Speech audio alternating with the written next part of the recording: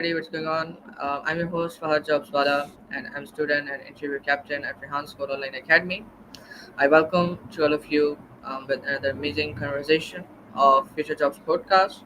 Um, it's also always been great, since I'm doing this amazing podcast. I'm hosting this podcast show, and I almost daily invite some amazing and extraordinary people. The pupils who are working on to make this world a better place. As we all have to do. So today I invited a person whose work is mostly based on, like, he's working for teenagers, for the last 10 years. And it's really great. And the reason why he came into this podcast is to support the young people, like me. And I'm still very grateful towards him that he gave his, precious time for this podcast. So, Damian Matheson is a dedicated educator and mentor committed to equipping young people with the skills and mindsets necessary to navigate the complexities of modern life. As the creator of the Modern Life Skills newsletter, he shares weekly insight on mental models, career advice, and the evolving landscape of work and technology, all tailored to help youth understand and engage with the world effectively. With over a decade of experience collaborating with educators to prepare students for life beyond high school, Damien has also spent 3 years at the Knowledge Society (TK) as coaching ambitious teenagers to leverage emerging technologies and developing unfair advantages for their futures. His work focuses on fostering life self awareness, critical thinking, and adaptability among um, adult students, ensuring they are well equipped to face the challenges of today and tomorrow. So, hi Damien, how are you? And welcome to the show. Yeah, Fahad, thanks, man. Look, that's probably one of my favorite intros I've ever received to anything, man. So good job putting that together. Excited to be here. Let's do this thing.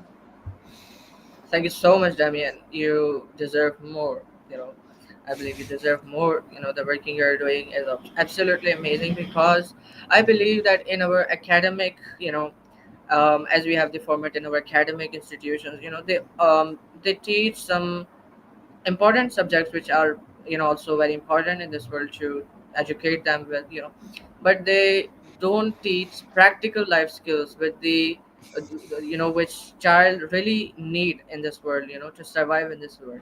When they come out from the academic institution, they don't know how to deal with the pupils physically, so you're working hmm on that. I really appreciate that. So Damian, could you share your story? What is your story?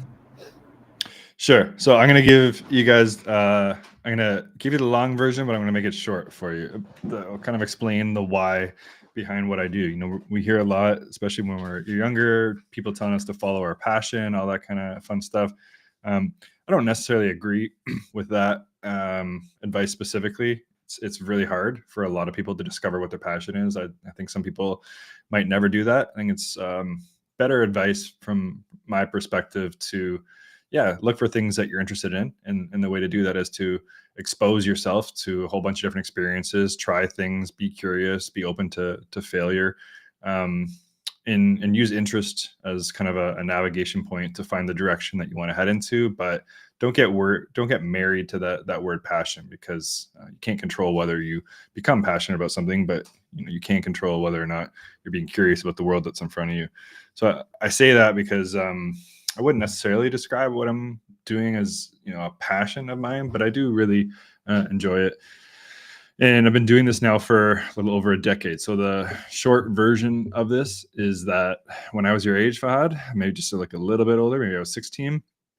Um, you know, Growing up in Canada, I was in a family that wanted me to attend post-secondary education, to go to university in Canada.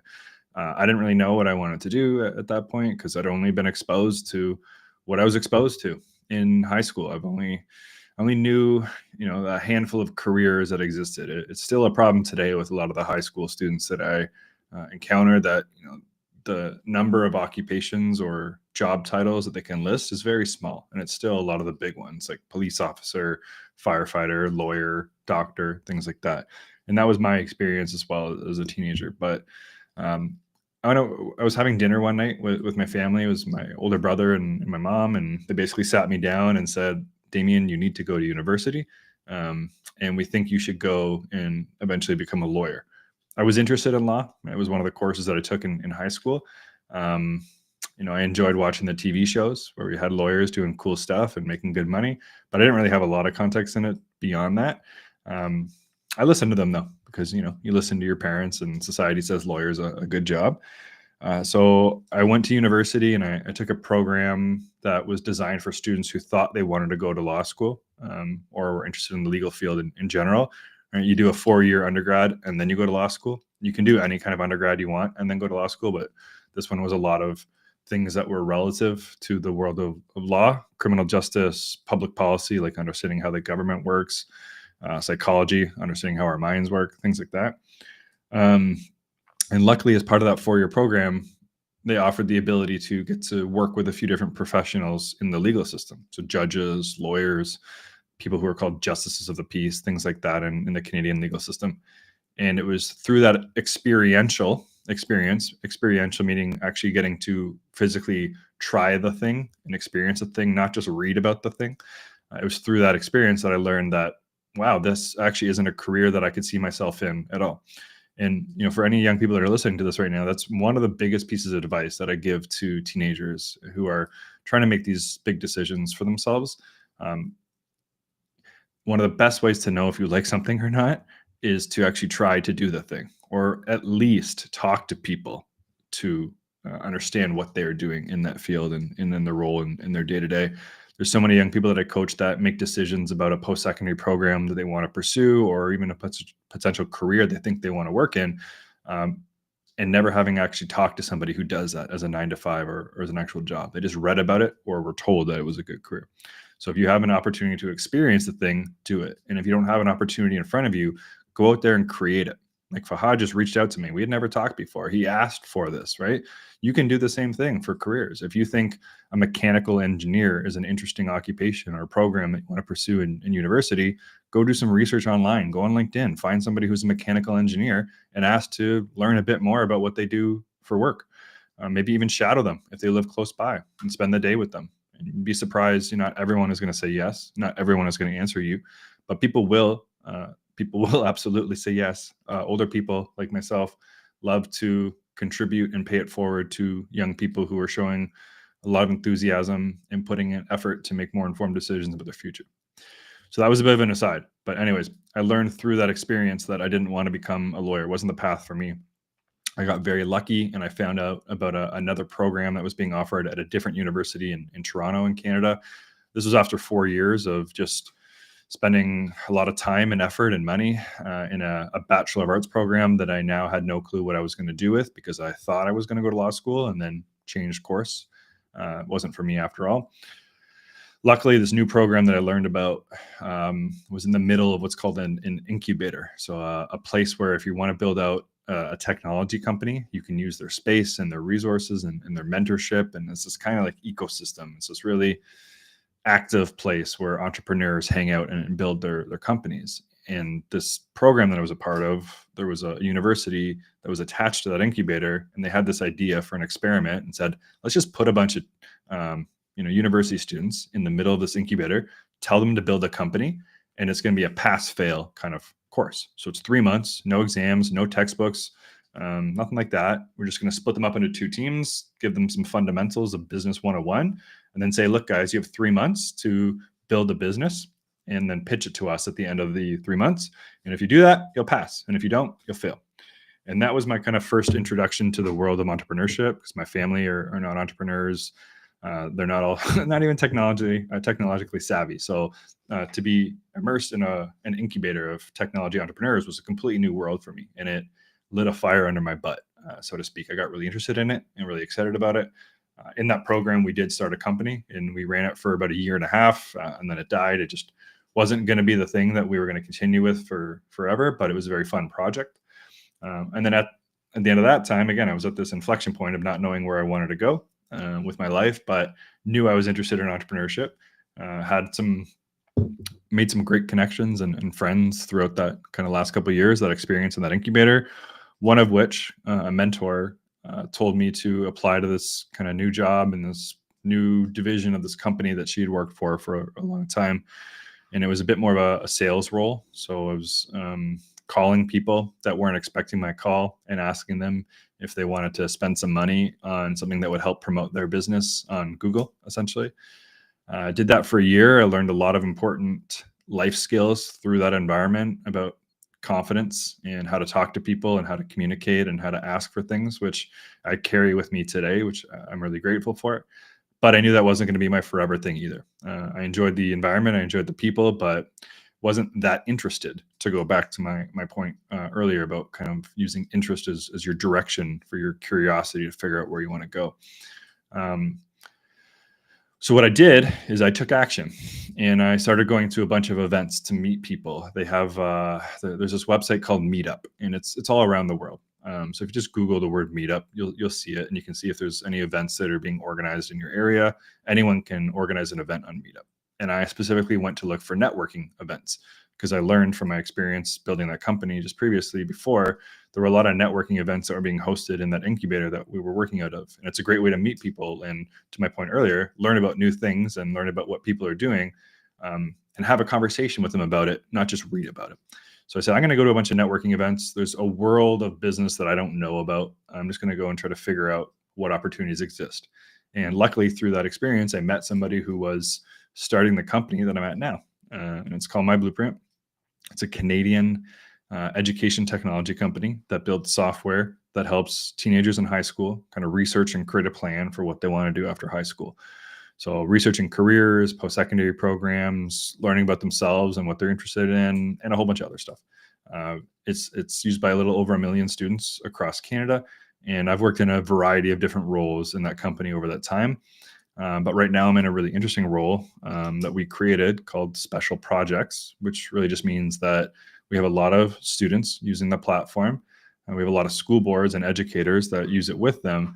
How can we create value for those teenagers to help them feel more confident to transition into the world that they're heading into after high school, above and beyond just the software that we provide for them? So things like creating special opportunities for them to develop real world skills, to give them a bit of a portfolio of evidence that not only builds confidence, but that they can use to show to potential employers or post-secondary programs or whoever it is that they've developed these real skills, and here's evidence of them.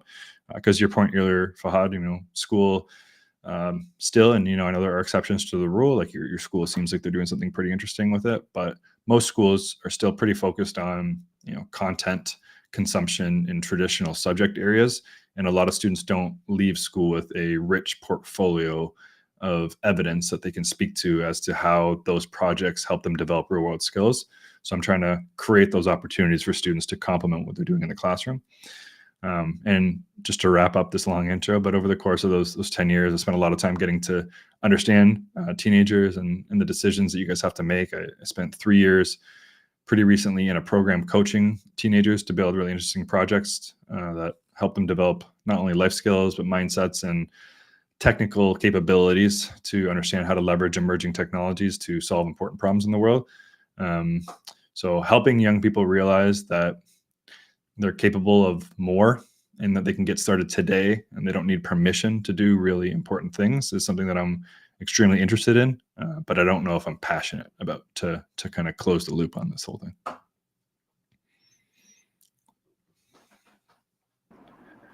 It was absolutely amazing, Damian. Like the passion which you have, for the teenager, for the young people, is just absolutely amazing. And we really need some more institutions, some more people like you to motivate and to support, teenagers, young people, because they are the future of the world. They are gonna rebuild the world again, because we will, the adults will not be in the future. Somewhere they have to die. Yeah. So there will be teenager, the young people, who are in this world today and who are young now. So that is absolutely amazing. So Damien, you've mentioned this is your passion. So mostly we see such people, who are taking their passion as a career, who've gone through from such things, some from such kind of things. So had some kind of experience in your like where you've been criticized by people or such kind of thing happen with you? Well, I was saying I don't think it's my passion, right? One thing I'm trying to do in a lot of the conversations I have is kind of dispel what I believe is a myth that everyone should follow their passion, because I just don't know that everybody finds their passion, or I don't know that we all have to just be married to one passion. You can have multiple different things that you're really interested in over the course of your life. And I think a lot of students get hung up, a lot of young people get hung up on trying to have to find this passion. And like, we're not really told how to do it. And then they get stressed or they have this anxiety over, well, I haven't found my passion, I don't know what to do. So I'm trying to present another viewpoint that's kind of outdated logic in my opinion. And, anyone can feel free to push back on that. I think what students should do instead is follow their interests, right? Follow their curiosity. Not get necessarily married to this word passion, and use interests and use curiosity as a direction, right? So if you're trying to make decisions, do the thing that you're most interested in, or that you're most curious about, not necessarily that you're absolutely passionate about. And then to answer your question, if I understood you correctly, no, there was nothing growing up that would have predicted that this is something that I would be interested in at this stage of my life. I had a pretty normal childhood for the most part. Like, I played a lot of football, soccer, right?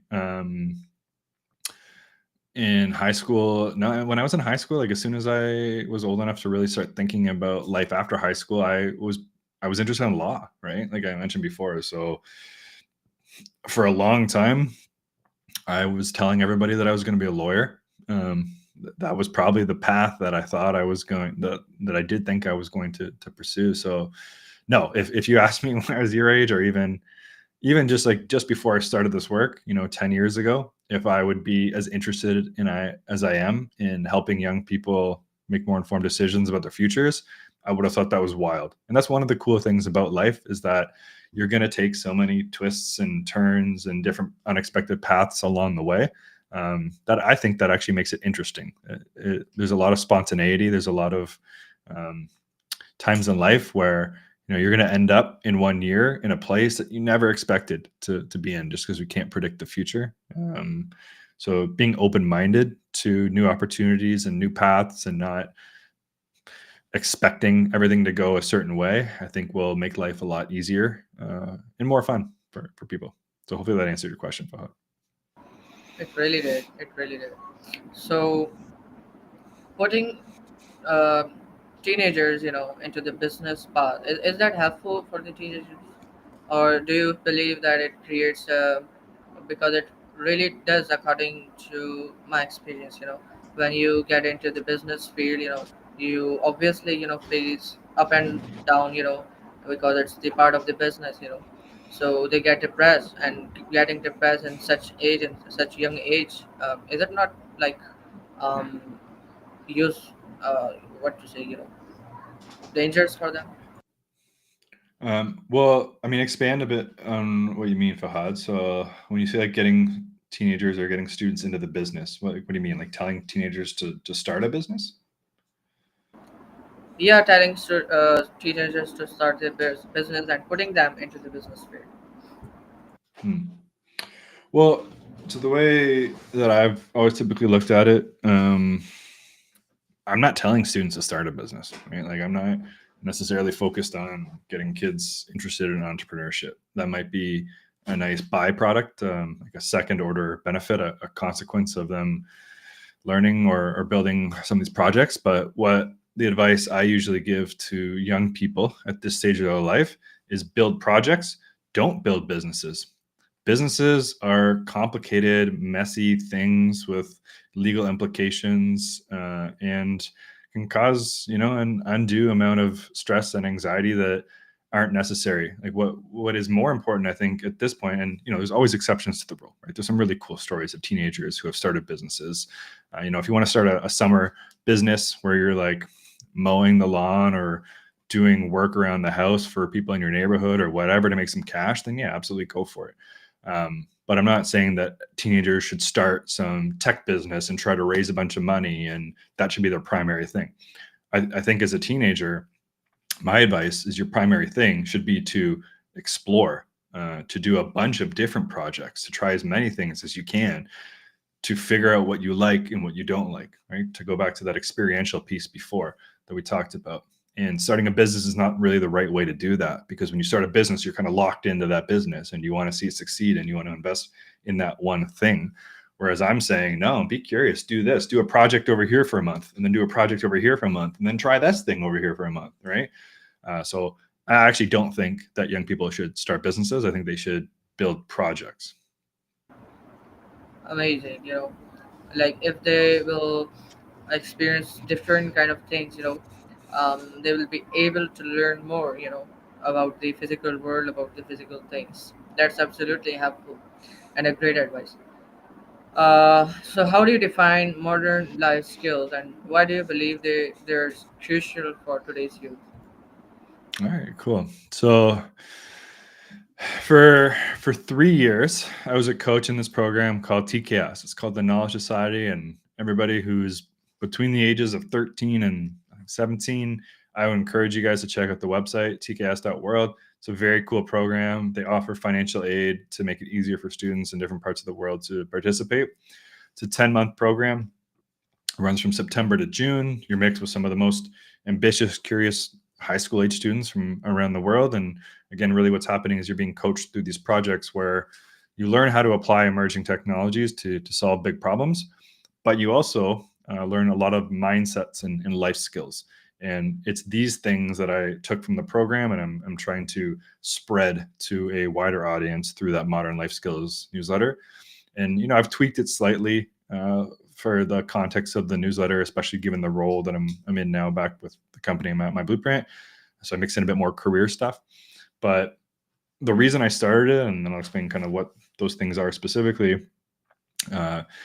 In that program where I was coaching those students, these were the type of student that generally applies to a program like TKS. These are motivated kids. Right? I call them keeners. These are kids who are probably already doing pretty good in school, probably enjoy school, and like to take on more work type of thing.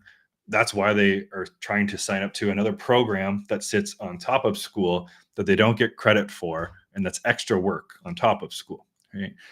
So the kids coming into TKS, and there's always exceptions to the rule, but a lot of the kids coming into TKS are, again, usually pretty academically motivated kids. They're already doing well in school. So they're good at doing school, but when they come in, they're not really good at doing life, because to your point earlier, school doesn't teach life. So this kid might have really good skills when it comes to taking tests, but when you guys get to world after school, you realize those skills don't translate, right? There are no tests in the real world, right? So my learning in that program was that over the course of the 10 months, that's where I saw the most growth from these kids. These kids were already coming in like academically accomplished. In September, we're starting at zero in terms of understanding how to use mindsets and how to make the world work for them. That's often how I like to explain it as an analogy. When we expose students to these mindsets and life skills, what we're really doing is we're showing them how the world actually works, and then showing them how to make the world work for them. Because the world is a pretty malleable place, meaning that you can like bend it, you can massage it. Yeah, there are rules, but you can always adjust the rules. And that's a mindset as well that most young people aren't exposed to, because in traditional school, in traditional society, we're told to follow the rules. That's very important, right? But what you'll learn in the real world is you can actually bend the rules if you do it in the right way. You can create the rules that you want to see in the world that you want to live in. And when students kind of realize that, it's kind of an unlock, and they can accomplish a lot more, and also just become a lot more confident because they can understand how to make the world work for them.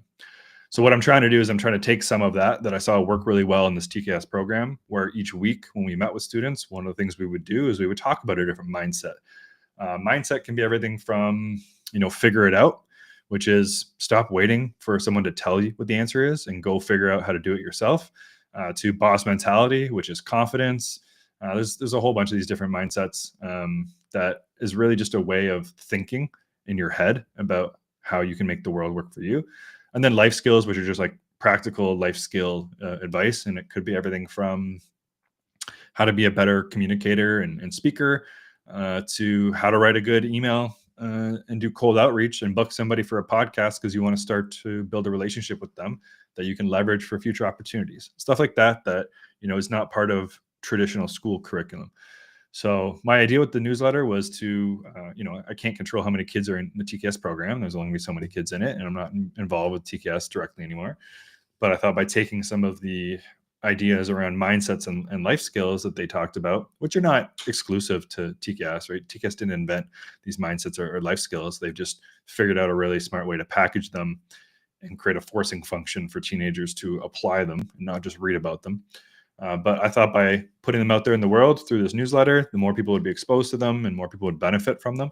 So I talk in that newsletter usually about a different mindset, a different life skill, some type of career advice. And then usually I like to include a little section called This is Cool, where it talks about something related to emerging technology, some of the breakthroughs that are happening in the world, because I think it's important for people to know about these things and understand how they can use these tools and these sciences to leverage to create a better world for themselves and for other people.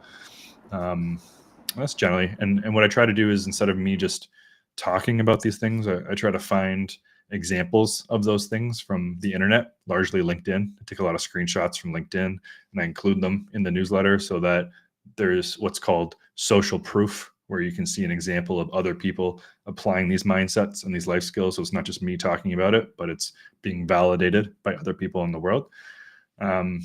Most recently, though, I've kind of switched up the newsletter, and I had a bit of a reflection. I was on vacation recently with my wife, and I was just doing some thinking. And while I think it's important to continue with exposing people to the different mindsets and life skills that I talk about in the newsletter, really the best way to learn these different mindsets and these life skills are to apply them. So the newsletter that I'm going to talk about going forward will still be a bit of that exposure, but will also be showing how I'm applying these different modern life skills in a real world context to hopefully inspire people who are reading it to do the same thing. Amazing, Damian. You've mentioned that um, you know people can bend the rules as well. And as I take this, they'll have to bend the rules. They'll have to learn that, and they can create their own rules as well. Like following the traditional rules is not necessarily important. Absolutely. Yeah. I mean, again, for most of society, we've been told to follow rules, and especially young people have been conditioned to follow rules. That was an intentional thing. But we're starting to see a lot more examples of people who are. I'll give you an example. So if you think about it, in most parts of the world, it's expected that you go to university or college so that you can get a job, right? I think the example that most people understand is that after high school, I go to university so that, like, the reason that we go to university is so that I can get a job afterwards. Is that fair to say, Fahad? Do you agree? Yeah. Okay. Exactly, I'm agreeing. So what if then, if that was the reason to get a job, like, what if we could just teach you how to get a job without going to university, right? If the reason you're going to university is to get a job, but I show you that there's other ways where you can build projects now as a teenager and use your network and leverage that network to expand that network and to work on more interesting projects and develop the actual skills that you would need to work in a specific job, and skip that whole middle part of university, that's kind of bending the rules, right? The rules say you're supposed to go to university. That's what you have to do. But if the ultimate goal is to go to university to get a job, and there's another way of getting a job that'll save you a lot of money and time along the way, then that might be a reason to do it, right? And it might not. There's a lot of value in university for a lot of people for a lot of different reasons. And there's a lot of careers that still need you to go to university, but not everyone does. The world has changed, and I just don't think the traditional rules are adapting as quickly as they should to mold to the new world as it exists, which is why I'm so passionate or so interested in helping young people understand that they can bend the rules for themselves. Exactly, that's what I was about to say, that now world is changed and fortunately changed, and now we don't see such people, or really following the rules of their traditional grandfather and their parents. They do what they like, and it is actually what we have to do here in this world.